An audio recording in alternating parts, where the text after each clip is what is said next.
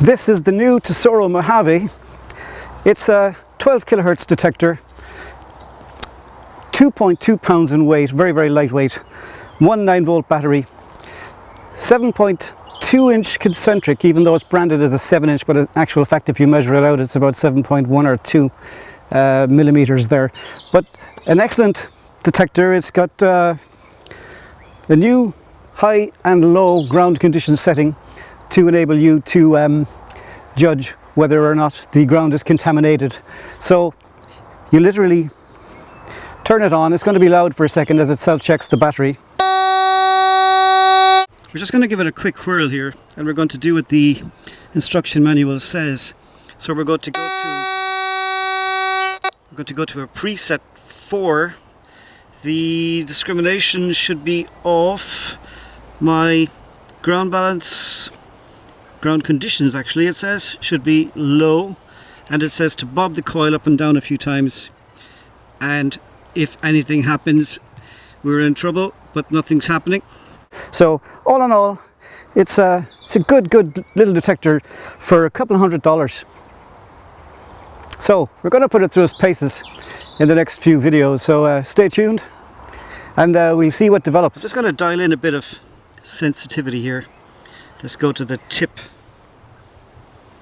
Let's go to the tip of the red, and we'll just put on a small bit of discrimination here. Let's say to the foil. So let's run up this little patch here and listen to what it says. This property has been sold. Sadly, I'm going to lose a very good test site. So this is that famous iron patch that I use for every detector I test. Now, this is a beep and dig detector, so there's no tone differentiation. So I can hear the spitting there of discrimination. So, contaminated spot here now.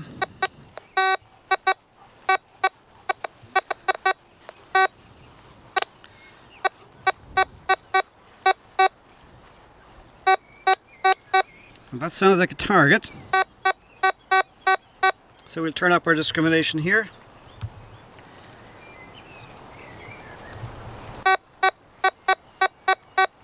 That sounds like a legitimate target.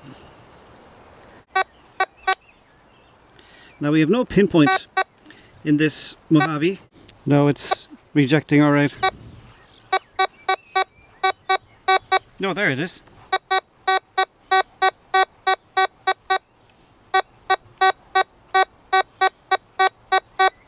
Now that's a legitimate target to me. So what we're going to do now is just going to turn that off. We're going to come along here and we're going to turn on our ACE250. Sensitivity, just a couple of bars. We're in all metal. So let's have a listen to what it says over this. We just move that out of the way. Now,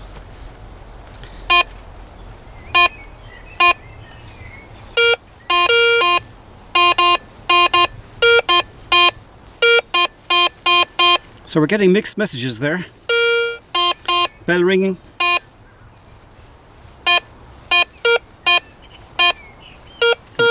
Pinpoint, hold the coil away. No response at all. So is that a phantom target or is it something legit?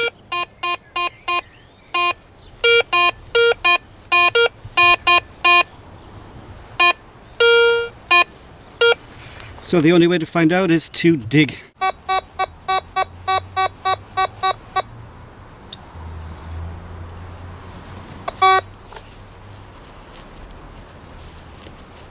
So we're getting no response there from the carrot. I'm just going to take a chunk out of this and see can we make any headway.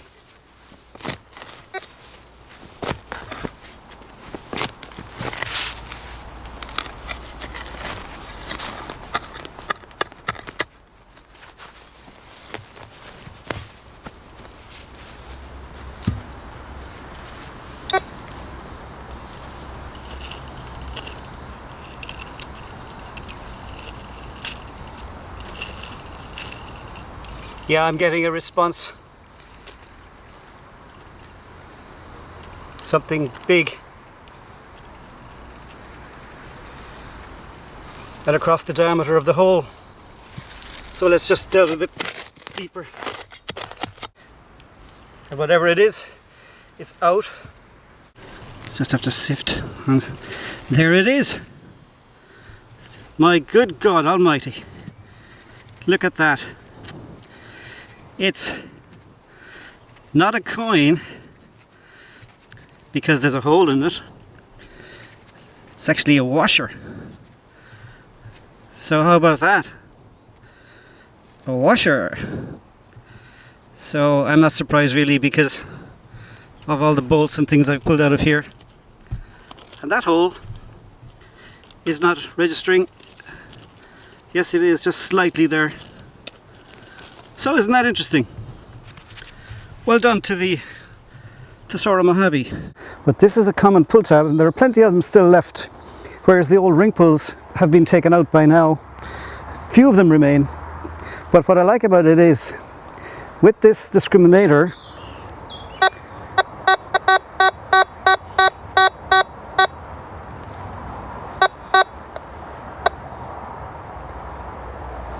we can completely eliminate the pull tab and still get a very nice response on a full gold sovereign coin. That's 22 karat gold. So that's interesting. Now here I have tiny gold coin. So you can see it there compared to my fingernail. And I have a tiny nail. So I've set the discriminator into the white area here to just break up on the nail. We're getting that spit. Now we'll take the little coin.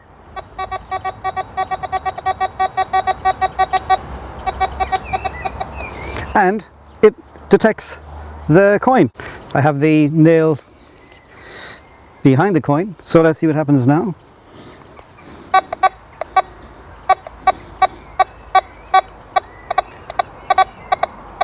Spitty, spitty, spitty, spitty. Probably wouldn't dig it.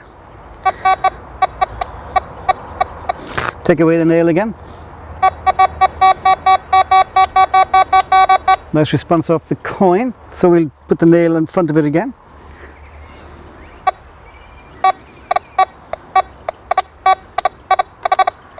Yeah, we'd probably miss that here. Tiny ring. An engagement ring. I think it's 9 karat. So we're going to see what happens when we play with the discrimination. So let's see where we can knock it out. Put it right up there on the border between yellow and red. And it's gone. Come back into the 5 cent area. And it's gone. Let's just take the pull tab again. So we're accepting the pull tab, whereas we can't find the ring yet. So we're going to have to reduce the discrimination.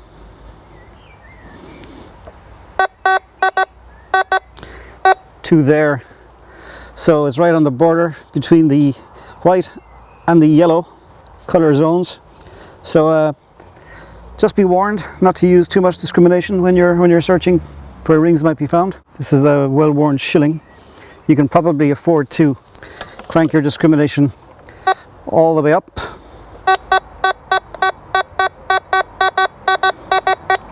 That's full right there. You can't get any higher than that. And you'll dig silver coins all day long, provided that they're there. Now the Mojave detector itself is quite a nice detector. It's very compact. I mean, compared to the size of my hands there. So we have our 2 controls, sensitivity all the way over. There's a red line here that you can just see looks like a teardrop. It seems to be very good around EMI. There's no interference whatsoever here.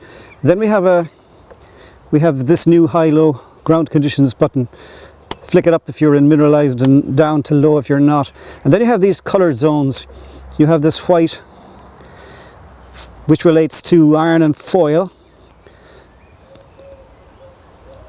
Then you have this yellow one, which would equate to nickels and rings and things. And then of course we saw the pull tabs right there. And then higher than that, you're going to reject other things like maybe low conductive bronzes and coppers and things like that, but you still accept high grade coppers and high grade silvers. We have one battery here. It's just a regular 9 volt. You can just see it there. We put that back. We have a very, very sturdy coil plug, and this very nice new 7-inch concentric. It's actually wider. It's about 7.2 millimeters on wide, but it's very nice. It's very thin, and it has a skid plate. So all in all, a nice little package for somebody who's on a budget of a couple of $100.